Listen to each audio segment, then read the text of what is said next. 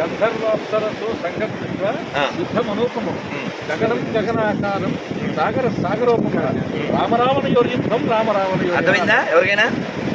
అర్థం కాదు కదా. సముద్రానికి సముద్రమే సాటి, గగనానికి గగనమే సాటి, రామరావణ యుద్ధంలో అదే సాటి అని ఇంకో పోల్చడానికి లేనివి ఉపమానం ఉండి దొరకని పదాలు అని. ఇప్పుడు ఇతను అబ్బా నిన్న రామచంద్రం గారు అన్నారు ఎవడా ఎన్టీఆర్ లాగా అలాగే ఉన్నాం అన్నారు. అంటే ఒక ఎన్టీఆర్ అనే ఆయన ఉన్నాడు కాబట్టి పోల్చడానికి ఉంటుంది. ఆ శ్లోకం మళ్ళీ చెప్పండి. గగనంతర్వాప్సరతో సంఘర్షిత్వ యుద్ధమనూపమం గగనం గగనాకారం సాగర సాగరోపమ రామరావణయోర్యుద్ధం రామరావణయోర్య. అంతే, అర్థమైందా? కాబట్టి పోల్చడానికి లేనటువంటి విషయాలు ఉపమానం. ఉపమానంలో గొప్పవాడు ఎవరో తెలుసా? ఉపమానంలో ఉపమా కాళిదాసస్య తెలుసా?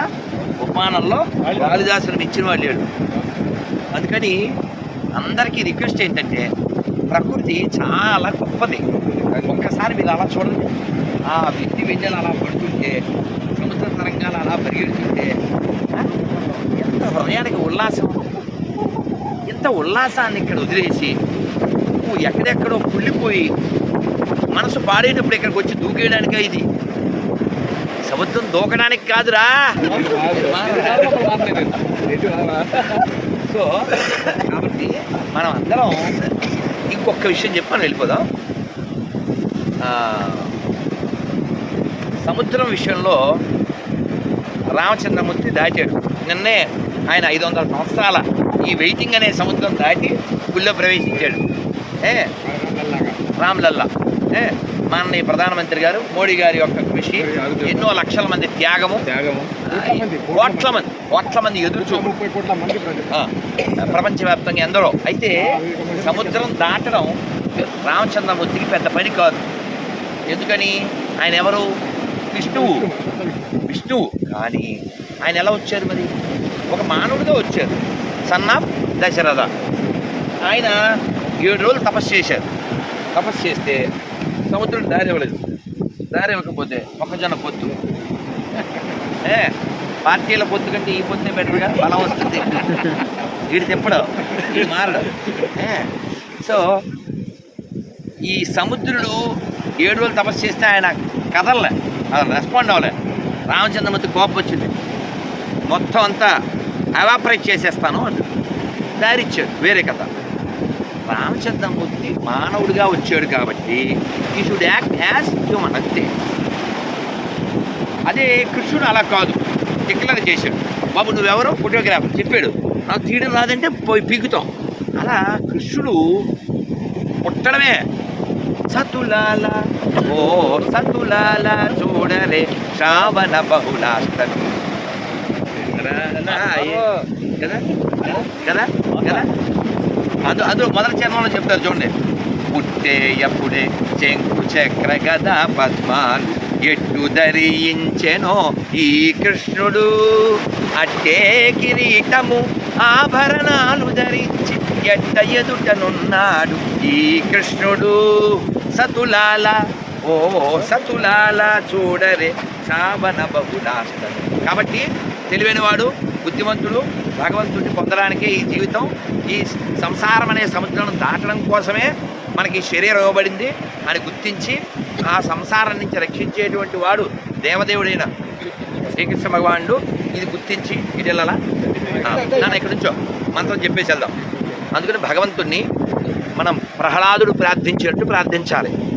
భవజలదిలో అది పండుగ వస్తే ప్రహ్లాదులో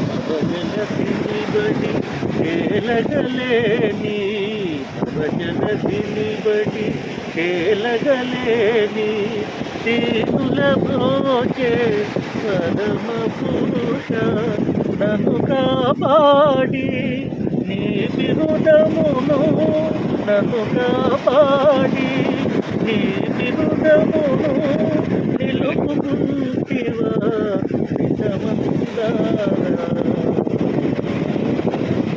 జీవము నీవే కదా దేవా, జీవము నీవే కదా, రోజే భారము నీవే కదా,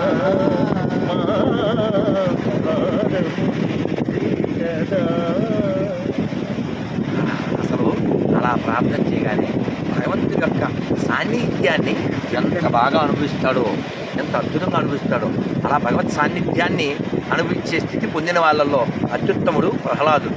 అందుకే భజన అయిపోతే వెంటనే మనం చెప్పేది ఏంటి? ప్రహ్లాద వరద గోవింద గోవింద. అదేంటి ముందు ఆయన పేరు ఎందుకు చెప్పారు? వాళ్ళ గురుగారి పేరు చెప్పచ్చు కదా. వాళ్ళ గురుగారు ఎవరు? నారదుడు కదా. మరి గురుగారి పేరు చెప్పకుండా శిష్యుడి పేరు ఎందుకు చెప్పారంటే, గురువుగారి విషయంలో అయినా ఎక్కడైనా లూప్ హోల్స్ ఉంటాయేమో కానీ ప్రహ్లాదుడి విషయంలో ఎక్కడ అంటే ఆయన పుట్టక ముందే భగవంతుడి యొక్క అనుగ్రహాన్ని పొందినవాడు కదా. కాబట్టి మనం భగవన్నామాన్ని జపం చేయడం, భగవత్ కథలు వినడం, భగవద్భక్తులతో సాంగత్యం చేయడం, ఆ విధంగా మనం ఉద్ధరించుకోవాలి.